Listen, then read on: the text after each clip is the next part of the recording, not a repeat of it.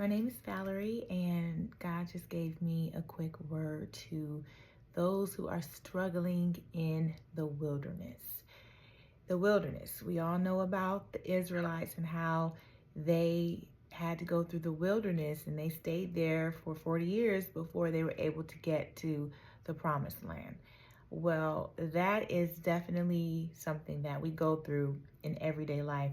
There are going to be times where even when you feel like you are doing absolutely everything right, that you are going to be in the wilderness. You're going to find yourself in a situation where you just feel like you're stuck. Like nothing is going right. You keep on praying, you keep on asking God for guidance, and you literally are just still staying in the same place, even when you are expecting to cross over to the promised land. Well, if that is you, God is just instructing you to pray for the manna. Pray for the manna. The manna sustains you. Sometimes it's not about that we're doing anything wrong. It's about God is processing us. God is always going to purify us the way he purifies gold. And the way you purify gold is you hold it in the fire until you can see your image. And until God sees his image, that's where we are. Sometimes we are going to be in the fire. We're going to be in the wilderness. But at the same time, he knows exactly when to get you out the fire. It's not something that you're going to remain in. The Israelites did not remain in the wilderness forever. It was a season. So just like it was a season for them, it is a season for you. And this is not something that you're going to be in forever. It feels like it though. Let's just be honest. While you are in the fire, it feels like an eternity. While you are in the wilderness, we get so uncomfortable. And that's really the whole point. We are not supposed to be comfortable all the time, because that's when God can really put a work on you, when we surrender to his will, even when that means we are going against our comfort level. So while you are in the wilderness, I just want you to ask God for the manna. The manna might not be the breakthrough. It might not be the promised land, but it does sustain you.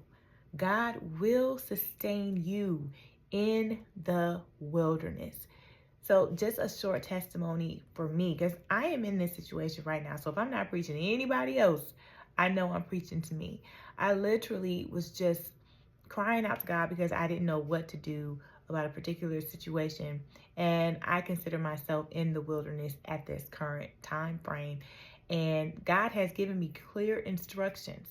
And even though he's given me clear instructions, he didn't say it was going to be easy. He didn't say I was just going to go through it with flying colors.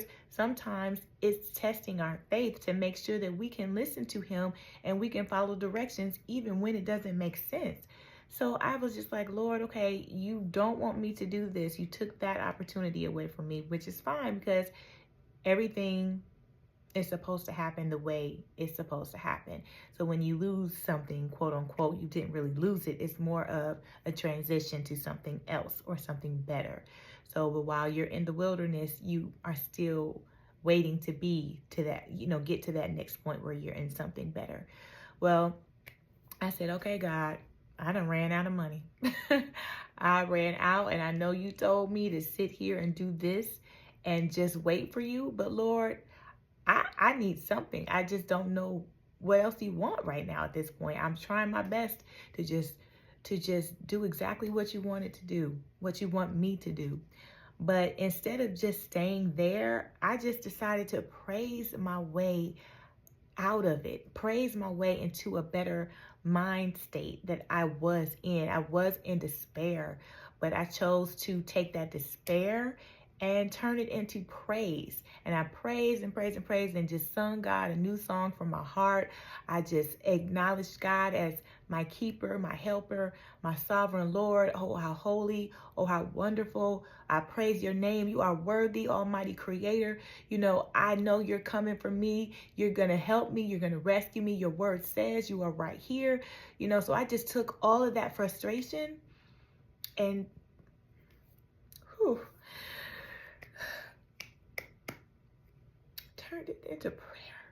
I took all of that frustration and turned it into prayer and praise and just acknowledging God for what I knew he was going to do, even when he didn't do it yet. And I just stood firm on that, and I realized that God is going to come out. He's going to come for me.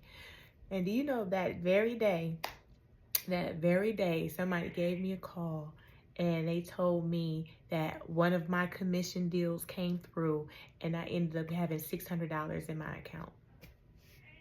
Now, $600 is not a whole lot of money, but that felt like $6,000 for me when I didn't know where anything was going to come from. He literally made a way out of no way. Is $600 going to save me completely?